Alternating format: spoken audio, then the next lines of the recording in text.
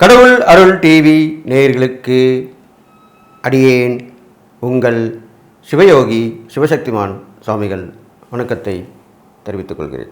அன்பு நேயர்களே, இந்த பதிவில் 2026 வருடம் தை மாத பலன்கள் தான் சொல்ல போகிறேன். தை மாதம் என்பது மகர சங்கராந்தி பலன் என்றும் அதை சொல்லுவார்கள். தை மாதத்தில் தான் வரும். அதனுடைய விளக்கத்தையும் நான் சொல்லிவிட்டு வருகின்ற 15/1/2026 முதல் 12/2/2026 வரை இருக்குது தை மாதம். சுமார் ஒரு 29 நாட்கள் இருக்குது. இதற்குண்டான 12 ராசிக்குள்ளான பலன் தான் இப்போ சொல்ல போகிறேன். அதை நீங்கள் தெளிவாக கேட்டு நடந்துக்கிட்டீங்கன்னா எல்லா வகையிலையும் உங்களுக்கு நல்ல பலன் தான் கிடைக்கும்னு சொல்லி பொதுவாக பொது பலன்கள் தான் ஒவ்வொரு பயிற்சிக்குமே ஒவ்வொரு பதிவிலுமே 12 ராசிக்கு உண்டான்னு சொல்லும்போது சொல்லப்படுது. அப்போ இந்த தை மாத பலன் அப்படின்னு தான் இது வருகிறது. இந்த தை மாதத்திலிருந்து அடுத்த தை மாதம் வரும் வரைக்குமே இந்த பலன்கள் பொருந்தும். இதற்கு மகர சங்கராந்தி பலன் என்றுமே சொல்லுவார்கள். அப்பொழுது பஞ்சாங்கத்திலே வரும்பொழுது பஞ்சாங்கம் பார்க்கும் பொழுது மகர சங்கராந்தி என்று சொல்லக்கூடிய ஒரு உருவம் புலி வாகனத்திலே வருகிறது. அதன் பெயர் மந்தன் என்று சொல்லப்படுகிறது. ஆண் புலியாக சொல்லப்படுகிறது.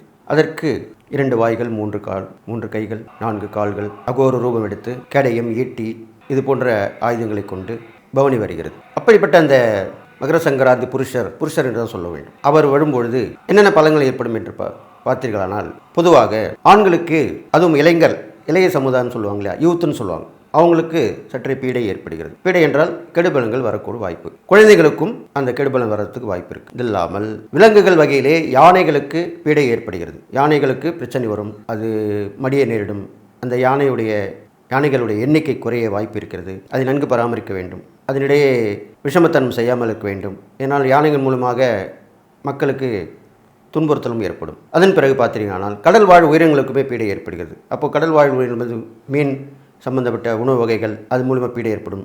விலை வீழ்ச்சி ஏற்படும், விலை உயர்வு ஏற்படும், அது குறைஞ்சிரும். கடல் வாழ் உயிரினங்கள் குறையும் போது விலையேற்றம் அதிகமாக தான் இருக்க போகுது. அதற்குமே பீடை ஏற்பட போகிறது. கொத்தாக மனிதர்கள் எப்படி ஒவ்வொரு நேரங்காலத்திலே கொத்தாக செத்து மடிகிறார்கள், அதுபோல் அதுவும் இந்த கடல்வாழ் உயிரும் செத்து மடியும். அதிகமான வெயில் இருக்கும், அதிகமான குளிர் இருக்கும், அதிகமான மழையும் இருக்கும். நிலச்சரிவு ஏற்படும், பூமி அதிர்வு ஏற்படும். இதெல்லாமே இந்த மகர சங்கராந்தி பலன் சொல்லப்பட்டிருக்கு. புதுவிதமான வைரஸ் அயல் நாட்டிலிருந்து இறக்குமதி ஆகப் போகிறது. அந்த வைரஸ் நீரின் மூலமாகவும் காற்று மூலமாகவும் அழுகிய பொருட்கள் போது காய்கனியாக இருக்கலாம், உணவு வகையாக இருக்கலாம், இது மாதிரிலாம் கூட அதிலிருந்து வரத்துக்கு வாய்ப்பு இருக்குன்னு சொல்லப்படுகிறது. அதன் மூலியமாக மனிதர்களுக்கு தொல்லைகள் ஏற்பட வாய்ப்பு இருக்கிறதுனால எச்சரிக்கையாக இருப்பது அவசியமாக சொல்லிவிட்டு, இதெல்லாமே இந்த நடக்க போகுது இந்த மகர சங்கராந்தி பலனில். இது இல்லாமல் ஆன்மீகத்தில் உள்ளவர்களுக்கும் சற்றே பீடை ஏற்பட போகிறது. ஆன்மீகத்தில் என்ற போது நெருக்கமாக உள்ளவர்கள், கோவிலில் இருக்கிற பூசாரிகள், குருக்கள், ஆன்மீகத்தில் முழு ஈடுபாட்டுடன் இருப்பவர்கள், ஆன்மீகத்திலே சுவாமிகள், சாமியார்கள் என்று சொல்லக்கூடியவர்கள், ஜோதிடம் பார்ப்பவர்கள், இவர்கள் எல்லாருமே இந்த வருடம் பீடை ஏற்பட போகிறது. அதனால் சற்று கவனமாக இருக்க வேண்டும். உண்மையாகவும் நேர்மையாகவும் சத்தியாகவும் நீதியாகவும் நடந்து கொண்டால் எந்த பிரச்சனையும் வராது. தவறான வழியில் சென்றால் கண்டிப்பாக அவர்களுக்கு பாதிப்பு ஏற்படக்கூடிய வகையிலே இந்த மகர சங்கராந்தி பலன் சொல்லப்படுகிறது என்று சொல்லி இப்பொழுது 12 ராசிகளுக்கு உண்டான பலனை இப்போ பார்க்கலாம். கன்னிராசி நேயர்களே, உங்களுக்கு உண்டான தை மாத பலன் தான் இப்போ சொல்லப்படும். இந்த தை மாதத்தில் கிரகநிலை பார்க்கும் பொழுது உங்கள் ராசிக்கு 3ஆம் இடத்துல சந்திரன் இருக்காங்க, 5ஆம் இடத்துல சூரியன், செவ்வாய், சுக்கிரன், புதன் இருக்காங்க, 6ஆம் இடத்துல ராகு இருக்காங்க, 7ஆம் இடத்துல சனி பகவான் இருக்கார், 10ஆம் இடத்தில் குரு இருக்கார், 12ஆம் இடத்துல கேது இருக்காங்க.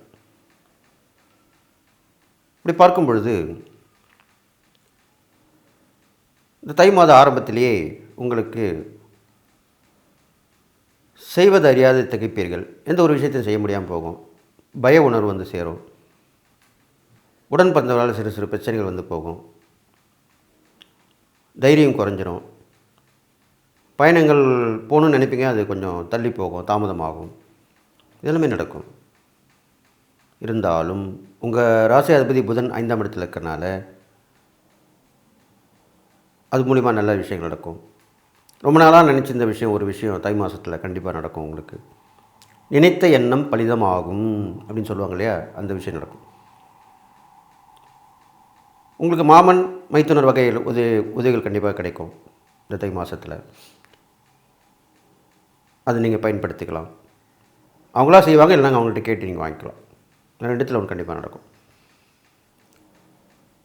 கண்டிப்பாக முன்னோர்கள் ஆசீர்வாதம் கிடைக்கிறதுக்காக முன்னோர்கள் வழிபாடு பண்ணிட்டு வரலாம். இந்த மாதம் கடற்கரையில் போய் பண்ணிட்டு வரலாம், புண்ணிய ஸ்தலங்கள் போயிட்டு பண்ணிட்டு வரலாம்.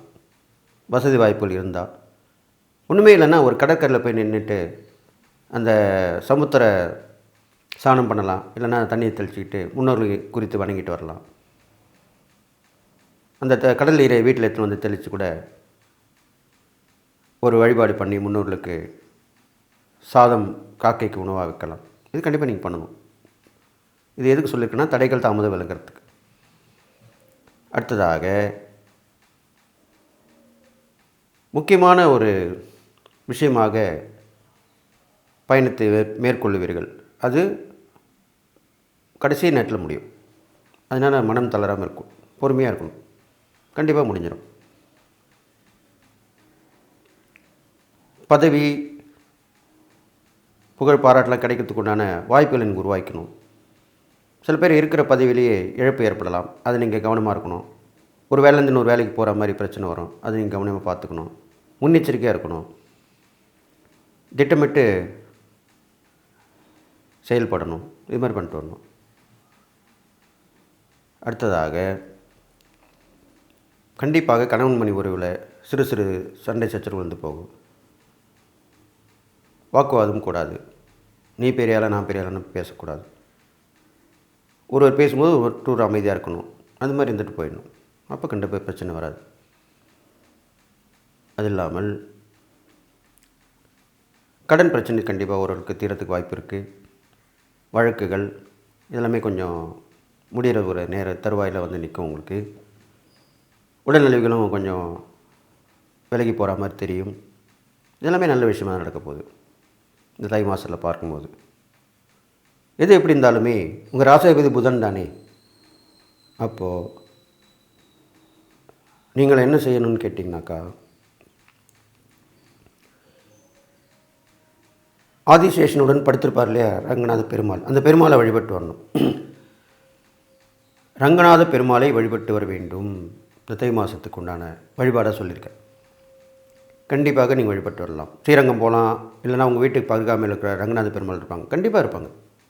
தேடி கண்டுபிடிக்கணும். இப்போலாம் வந்து கூகுளில் சர்ச் பண்ணால் ஈஸியாக கிடச்சிடும். எனக்கு கிடைக்கல, நான் போக முடியல அப்படிலாம் சொல்லக்கூடாது. நம்ம ஒரு விஷயம் முடியணும்னா, ஒரு நடக்கணும்னா செஞ்சு தானே ஆகணும். அப்போது அந்த ரங்கநாத பெருமாளை வழிபட்டு வந்தீர்களானால் கண்டிப்பாக நல்லது நடக்கும். ஒரு சனிக்கிழமையில் வழிபட்டு வரலாம். துளசியால் அர்ச்சனை செய்து வழிபடலாம். நெய் விளக்கு போட்டு வரலாம். இது மாதிரிலாம் பண்ணிட்டு வரணும். எப்பொழுதுமே பெருமாளை வழிபட்டு வரும்பொழுது தான தர்மம் கண்டிப்பாக செஞ்சு வேணும்.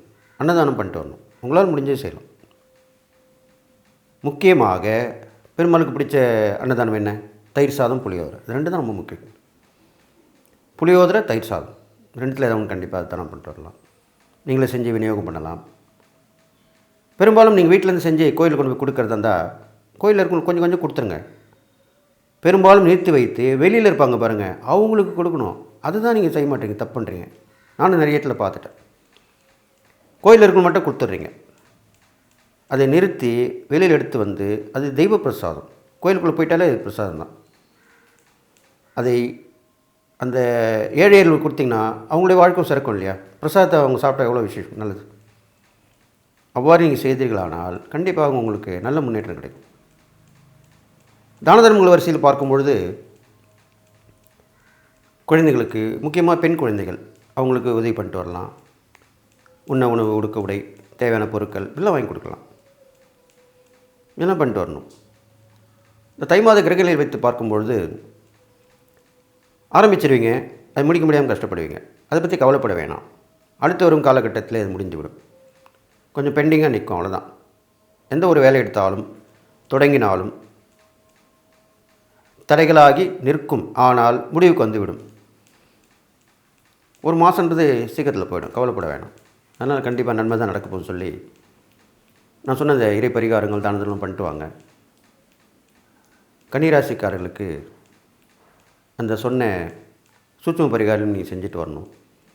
அப்போ கைமேல் பலன் கிடைக்கும் அப்படின்னு சொல்லி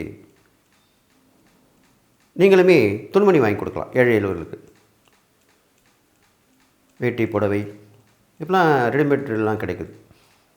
நான் முன்னுமே சொன்ன மாதிரி அவங்களுக்கு ஏற்ற மாதிரி அவங்களை கூட்டின்னு போய்ட்டு கூட வெளியே நிற்க வச்சுட்டு வாங்கிட்டு வந்து கொடுத்து அனுப்பலாம். அளவுக்கு தெரிஞ்ச மாதிரி இது மாதிரிலாம் செய்யணும். இதெல்லாம் செய்யணும். யார் செய்கிறாங்க? அடியனும் செஞ்சுருக்கேன். ஒருத்தர் ஒரு ஏழ்மையில் ஒரு பிச்சைக்காரை கொண்டு போயிட்டு கடைக்கு வாசலில் நிற்க வச்சு கடைக்காரன்ட்ட சொல்லி அவருக்கு ஏற்ற மாதிரி கொடுங்க கொடுத்துருக்காங்க. அப்படித்தான் செய்வது சிறப்பு. இது மாதிரி செஞ்சு வந்தீங்கன்னா கண்டிப்பாக நல்லது நடக்கும்னு சொல்லி இந்த தை மாத பலன் உங்களுக்கு அடுத்து வரும் காலகட்டங்களில் கைமேல் பலன் கொடுக்கும் என்பது சர்வ நிச்சயமாக சொல்லப்படுதுன்னு சொல்லி எல்லா நலமும் பெற்று வாழ்வீர்கள் என்று வாழ்த்தி விடைபெறுகிறேன். நன்றி, வணக்கம். கடவுள் அருள் டிவியை பார்த்தமைக்க நன்றிகள். மேலும் இது போன்ற தகவல்களை தெரிந்து கொள்ள கடவுள் அருள் டிவியை சப்ஸ்கிரைப் செய்யுங்கள். மறக்காமல் பெல் ஐக்கானை கிளிக் செய்யுங்கள்.